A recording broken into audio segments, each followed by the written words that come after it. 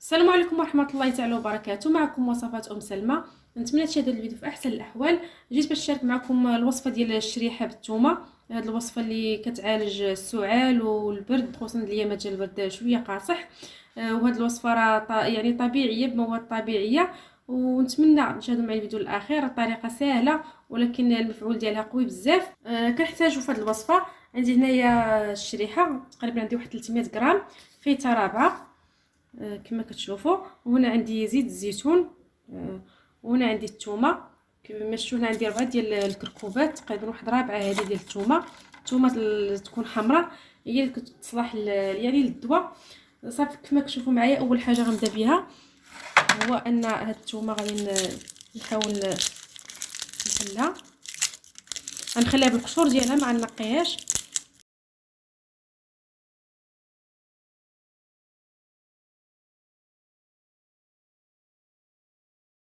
وهنا هاد الشريحه غنديها نغسلها واحد شويه، حيت كما كتشوفوا كتكون فيها واحد شويه ديال التراب. غنغسلها ونتلاقاو ان شاء الله باش نكملوا تتمه الوصفه.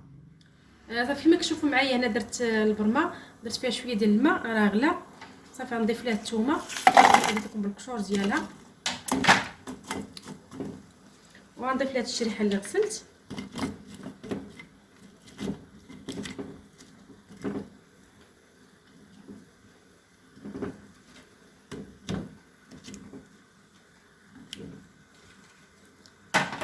صافي غنخليها نغطيها ونخليها تفور تقريبا واحد نصف ساعه او اكثر، يعني من نصف ساعه حتى ساعه الا ربع، تشوفوا بان الشريحه طابت هي والثومه.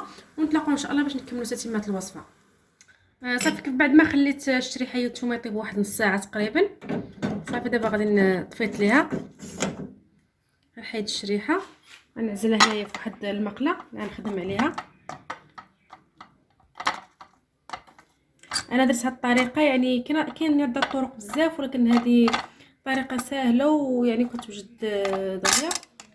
ومن الاحسن هاد الشريحه والثومه ديروها غير كميه اللي تاكل ديك الليله، يعني من الاحسن يعني ما تبقاش مده طويله عندكم. ممكن تخليوها حتى للغد ولكن ما تطولش عندكم، يعني ديروها تاكلوها هي باقا طريه. صافي دابا غادي نحاول نمعسها هكا بهذا الشكل.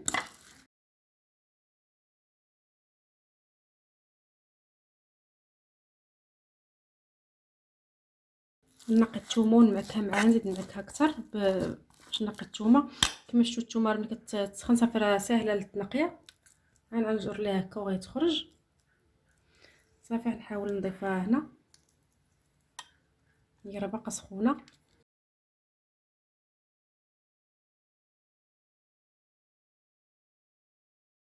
باش ما نطولش عليكم الفيديو، انا غادي نقي الثومه كامله كما شفتوا راه كتجروا يعني راه طابت مزيان. غنحاول نقيها كامله ونتلاقاو ان شاء الله باش نكملوا تتمه الفيديو باش ما يجيكمش الفيديو طويل. بعد ما نقيت ديك الثومه كامله اللي كانت عندي، صافي دابا غنمكها هكا مع الشريحه باش ينسجموا مع بعضياتهم. كاينه طريقه اخرى، اللي ما بغاش يدير الطريقه يعني ديال انكم تمعكوا الشريحه مع الثومه، ممكن تاخذوا الشريحه تقسموها من الوسط ودير فيها واحد الفريه ديال الثومه وعاد تحطوها تبخر. يعني بلا ما هذيك الطريقه راه كتصبر اكثر، يعني كتبقى 3 سيمانه تقريبا. هذه من الاحسن تاكلوها يعني في الليله ديالها. انا درت هاد الكميه كما شفتوا معايا كثيره، راه الدار كاملها مراد، يعني غادي نحاولوا ناكلوها يعني الدار كامله. صافي بعد ما معكتها بهذه الطريقه، صافي دابا غنضيف ليها داك الكاس ديال زيت الزيتون اللي عندي. كما شفتوا معايا هذا كاس ديال الزيتون نخوي فوق منها ونخليها واحد شويه. صافي بارك. ودابا غنحطها فوق البوطه، وانا شعلت البوطه غنخليها تسخن غير شويه، يعني غير واحد 2 دقائق ونحيدها. صافي كما شفتوا كما قلت لكم غنخليها واحد 2 دقائق نحركها باش ما تلصقش.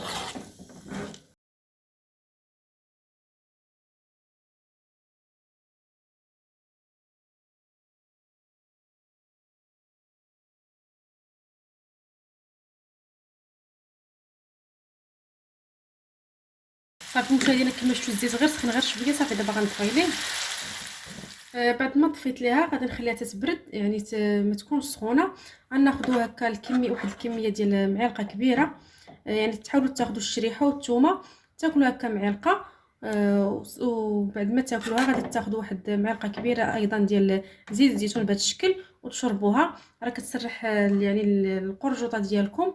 وتاخذوا عاوتاني كميه غير شويه وتحاولوا تقطروها في الانف ديالكم، راه كتسرح النيوف اللي كانوا مسدودين.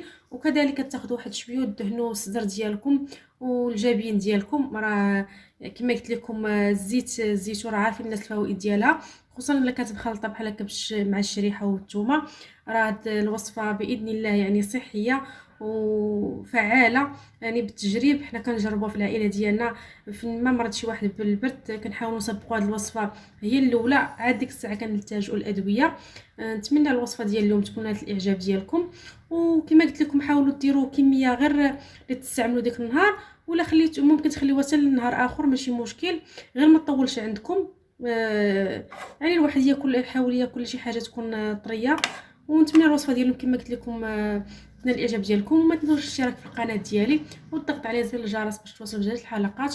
والى اللقاء في فيديو قادم ان شاء الله.